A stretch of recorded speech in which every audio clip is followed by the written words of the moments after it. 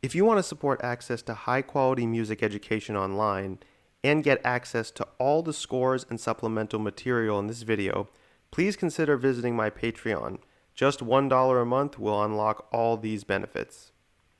You want to write like the Beatles. I want to write like the Beatles. We all want to write like the Beatles. But how does one go about doing such a thing? The Beatles catalog, as we know, is vast, deep, and contains so much unique harmony, production, and general musicality, it can be hard to know where to begin. Well, what if I told you there was one simple trick that multiple Beatles songs use that gives those said songs that distinctive, Beatlesy sound? Well, sure enough, this trick exists, and it is known as a lament bass. What is a lament bass, you ask? It is a device wherein the bass line of a song descends a fourth down from the tonic to the dominant of the scale. This can either be done diatonically or chromatically. The lament bass has existed for centuries and was a common ground-based device throughout the Renaissance and Baroque eras, used by everyone from William Byrd to Claudio Monteverdi. However, it gets its name from famous Baroque composer Henry Purcell's opera Dido and Aeneas, specifically during the aria Dido's Lament.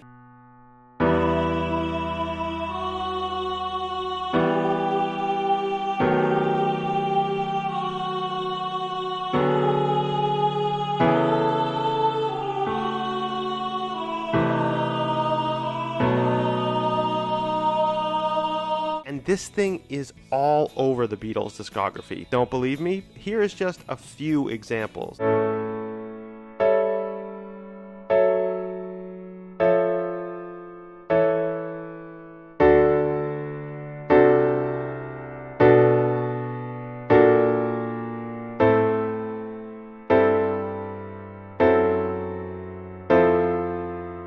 And it's not just the Beatles. The lament bass can be found in numerous songs of the rock era.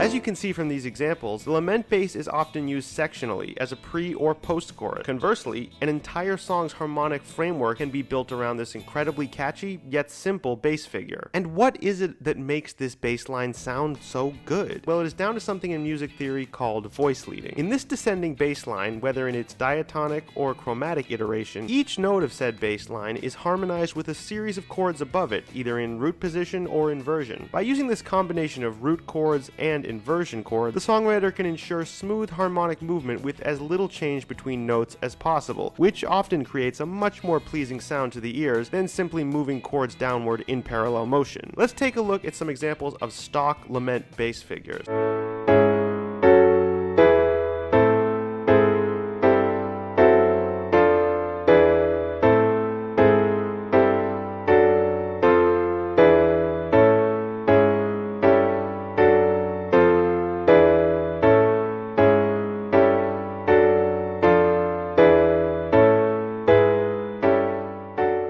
Hopefully this section of the video has given you a better understanding of a really common device that has been used in music, as I said, for centuries, but more importantly is a quick and easy way to get your song sounding very Beatlesy without too much effort. But we're not done yet. Since this whole series is about showing you all the deep inner workings of your favorite artists and composers, I figure I would feature a little recording I did of a song called There Goes My Heart by heavily Beatles-inspired band Enough's Enough, to showcase how songwriters inspired by the Beatles have utilized the lament bass technique in their songwriting, which will hopefully further distill the singularity and usefulness of this technique in creating a Beatles-esque environment in your music.